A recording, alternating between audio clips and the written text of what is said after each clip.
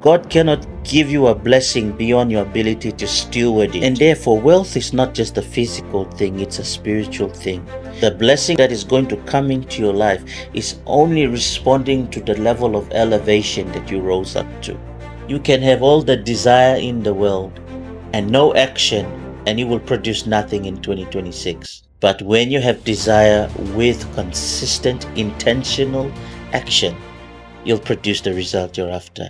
I proclaimed something in faith in the spirit realm, and I said, Lord, I want to have this done. We would use the word prayers. It's a principle God gave to humanity, that we have the ability to use the faith in us to align with spiritual matter, substance that is hidden in God, that God is going to cause to bring into our lives. And therefore, wealth is not just a physical thing, it's a spiritual thing. If the spirit realm is involved in aligning abundance to me, and if the spirit realm is the source from which abundance gets its orders to respond to me, then I focus on the spirit realm and I say that spirit realm being God, and God sends his angels out who go out to do what they need to do to cause the things around me, the resources around me, to align to me. So my alignment is causing the resources to align to me. My alignment is not just causing them to align to me, but it's drawing them into my life. As my thoughts elevate, also my ability to steward my blessing elevates. So God cannot give you a blessing beyond your ability to steward it. Sometimes people say, oh, I want to catch 100 fish. And they don't know how to catch 100 fish. They only know how to catch one fish. If I want to learn how to catch 100 fish, I go to the person who has experience in catching 100 fish and I learn from him. What do I do? What have I done there? I've increased my capacity to receive more. By learning, I aligned myself in learning, in upskilling myself, in building into myself the necessary experience, exposure, whatever is needed to build my knowledge so that I can receive a greater blessing. The blessing that is going to come into your life is only responding to the level of elevation that you rose up to. You rose up in elevation in your actions. Your actions are the skills that you learned, the ideas that you learned and you applied, the new things you went and did and you gained experience from them and you became wiser. Knowledge is there. Knowledge without application is useless. It's just knowledge. But wisdom is the ability to apply that knowledge. Wisdom is application of knowledge. And when you apply knowledge and something works for you, you've become wiser. Most people want to receive. They have asked the Lord, ask and you shall receive. They still got their fingers stuck on the ask button. And God is saying, no, remove your finger and press the receive button.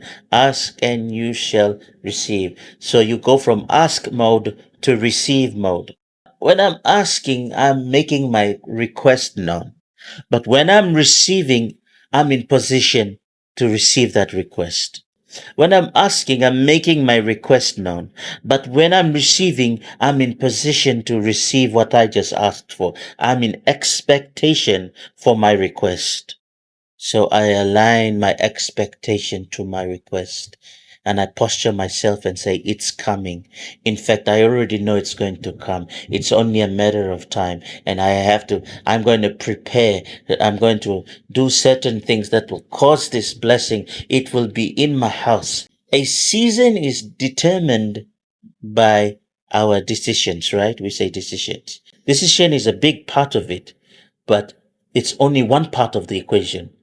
Because a season is not only just determined by our decisions, a season is also determined by our decisions and our actions that follow through with that decision. You can have all the desire in the world and no action, and you will produce nothing in 2026. But when you have desire with consistent, intentional action, you'll produce the result you're after. A man of focus, especially intentional focus on a specific outcome, He cuts out the noise and focuses on what he wants to produce. The level of your output comes from the level of your input. How much you receive comes from how much you put into.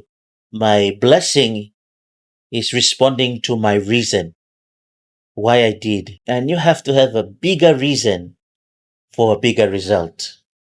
And if your reason is not driving you to do what you need to do, then your reason is small. But you have to have a reason that gets you up every morning, causes you to be disciplined, pushes you in a direction that you want a result.